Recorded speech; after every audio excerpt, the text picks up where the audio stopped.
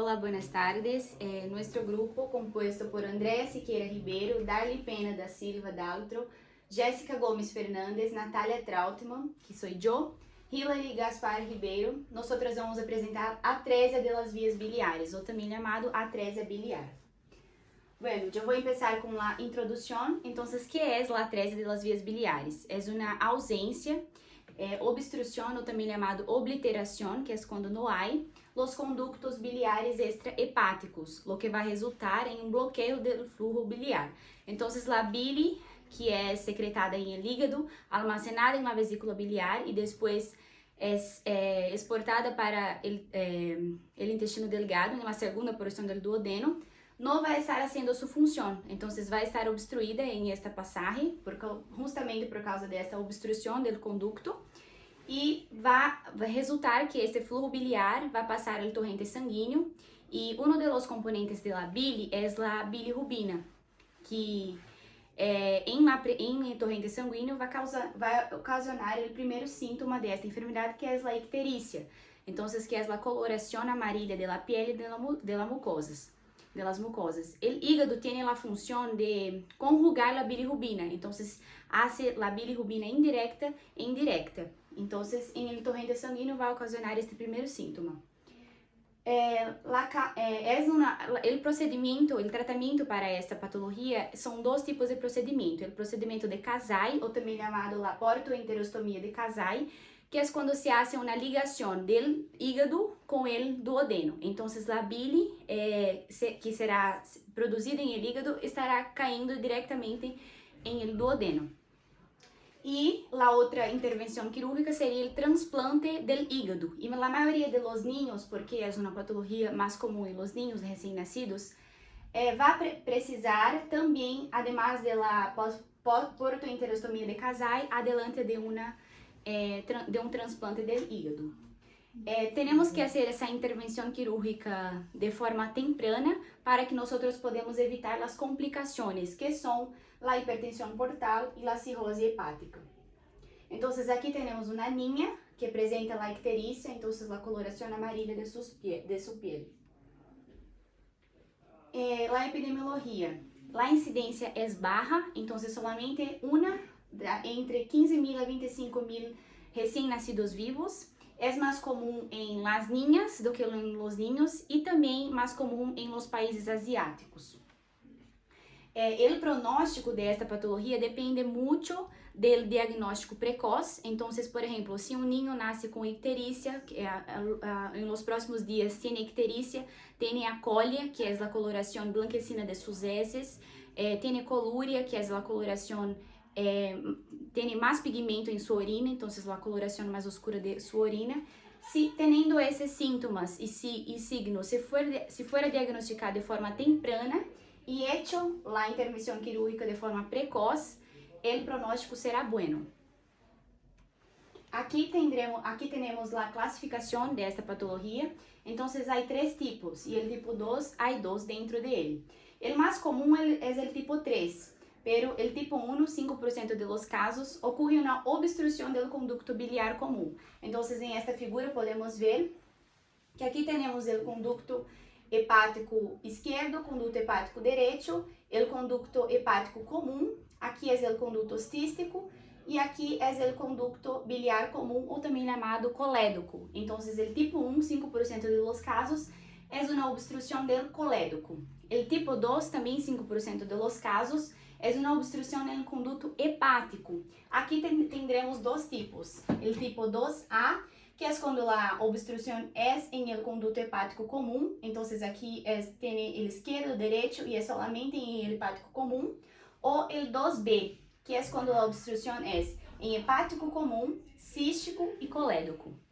Y el tipo 3, que es la mayor parte de los casos, 90%, es una obstrucción de todo el hilo hepático. Entonces aquí podremos ver que es, además del colédoco, cístico, hepático común, también el hepático izquierdo y el hepático derecho.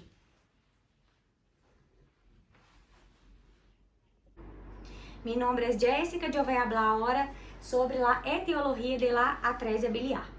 Se desconoce a real causa que pode desencadenar uma atresia biliar. Pero há alguns estudos que têm umas hipóteses de lo que pode ocorrer para desencadenar essa enfermidade. A primeira é associada a outras malformações congênitas que o feto já tem.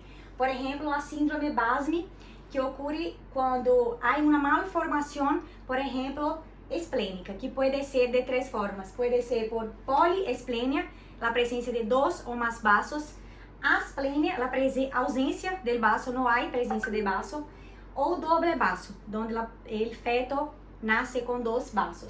Também pode ser por assimetria visceral, que é chamado citos inversos, quando o vaso está localizado em outro lugar, em oposto ao que deveria estar, ou uma mal rotação do vaso também.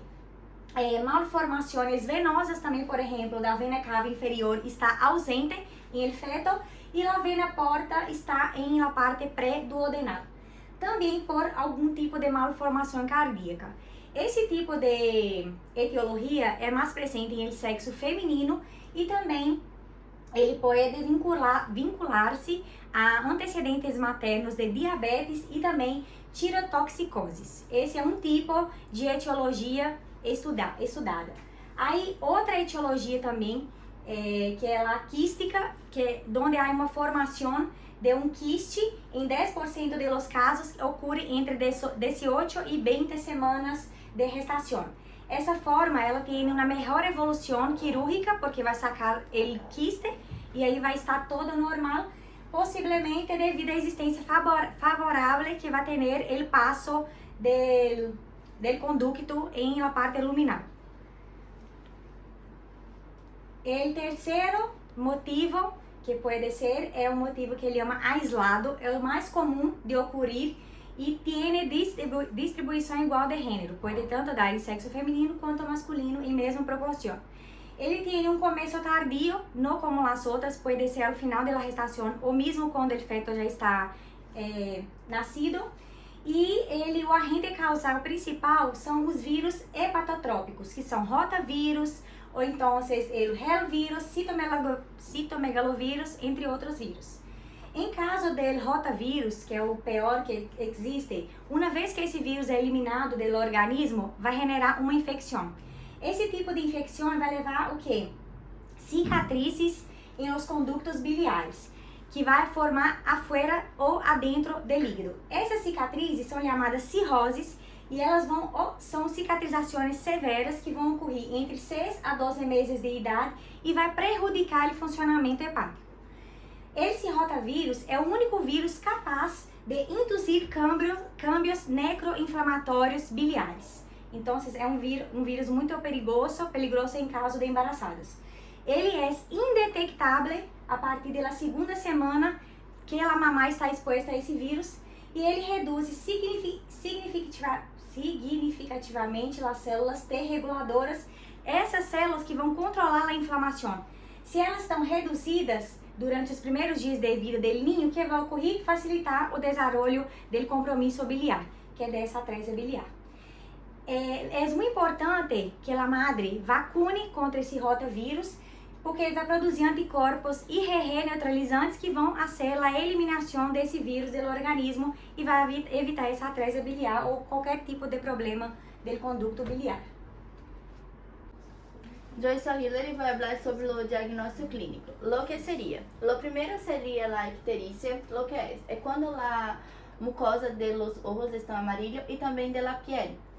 La acolia ferical é quando as heces do ninho vai estar sem color, uma cor branca, bem transparente. E a colúria é quando a urina do ninho vai estar bem escura, como se fosse um café. E a hepatomegalia seria o aumento do hígado, que podemos mirar numa ecografia do ninho. Acá miramos o ninho que está com icterícia, porque sua pele está bem amarilla. E aqui a heces, que mire que é bem branca, porque não tem a color que normalmente tem. E com esta tabla ela é reutilizada porque em 2007 fizeram uma pesquisa que 97% de los niños que nasciam poderiam acompanhar essa tabla e se teria o grado de 1, 2 e 3, faziam o tratamento precoce e também a cirurgia precoce. Assim diminuía os casos de complicações em estes niños. E acá viramos um ninho com seu abdômen globoso e a pele bem amarela por causa da icterícia. Também temos o diagnóstico laboral, o que seria aumento de bilirrubina directa, elevação da taxa de transaminasas hepáticas, a trombocitopenia, que é a diminuição das plaquetas, a diminuição da albúmina e diminuição dos fatores de coagulação, e teremos a elevação de RRT também no diagnóstico laboral deste paciente. Yeah. Mi nombre es Andrea y yo voy a hablar sobre diagnóstico de imágenes. Bueno, tiene ecografía y tiene también signos de la cuerda triangular, também sendo a cintilografia, CPRE e a biópsia. A ecografia vai nos permitir o quê? A identificação das malformações vasculares associadas à síndrome de poliesplenia, da atresia biliar de forma fetal. O signo da cuerda triangular, ela vai fazer o quê? Ela vai fazer com que a forma da estrutura ecorrênica triangular ou também do tubular composta por tecido fibroso localizada cranial e a bifurcação da vena porta. A cintilografia, ela é um método mais sensível, não é invasivo, certo? Para evaluar os transtornos da função hepatocítica e a integridade do sistema biliar. A CPRE, ela é um procedimento para tanto exames, que vai analisar os condutos biliares e também vai realizar através de um endoscópio, certo? A biópsia também seria uma parte que vai se recolher de um elemento, né, de muita importância e tem um grado maior de especialidade, sendo ela até 95% de qualidade e garantia de especificidade do material. Bueno, em diagnóstico diferencial, temos as causas intrahepáticas e também tem as causas extrahepáticas. As mais importantes serão as intrahepáticas, seriam as enfermidades metabólicas, as formas hereditárias, as síndromes endócrinos, genéticos, drogas e toxinas, e também pode ser de formas invariáveis, que pode ser uma forma idiopática. As causas extrahepáticas, elas podem ser perfuração espontânea de los conductos biliares, colelitíasis, cisto e colangigites esclerosantes neonatal. Essas são as causas extrahepáticas. Bueno, o tratamento quirúrgico pode ser portoenterostomia e também tem a técnica de Kasai. A portoenterostomia, ela é destinada a estabelecer o fluxo biliar. De qual forma? Que durante a intervenção, os condutos biliares, eles vão microscópicos, situados em uma porta hepática, eles são expostos e drenados através da anastomose de uma asa de eueno. Em Y, de Rose, a los bordes fibrosos desta para estabelecer todo o fluxo biliar.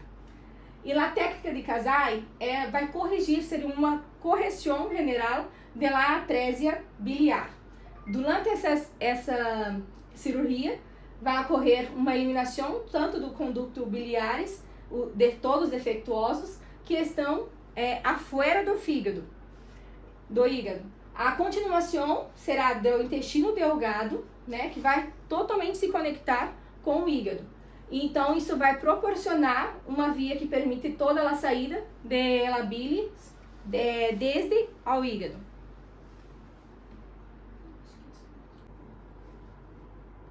Bueno, me llamo Darly, iré hablar sobre las complicaciones quirúrgicas, que es la colangitis y la hipertensión portal, que ambas ocorrem com o nível de bilirrubina normal. La colangitis es a infecção de las vías biliares. São as complicações templanas mais frequentes que podem progressar a uma cirrose hepática. É caracterizado por dolor abdominal, febre, vômito, irritabilidade, aumento da icterícia e acolia fecal.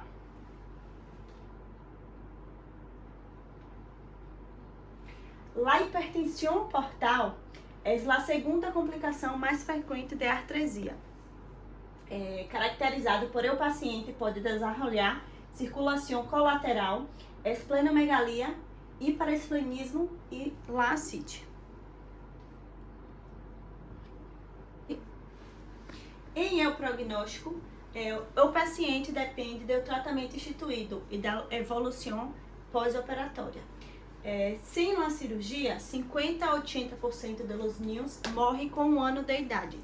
Com a cirurgia, há uma boa evolução clínica, evolução com fibroses hepáticas progressivas e necessita de transplante hepático. Mirem, transplante hepático. Graças.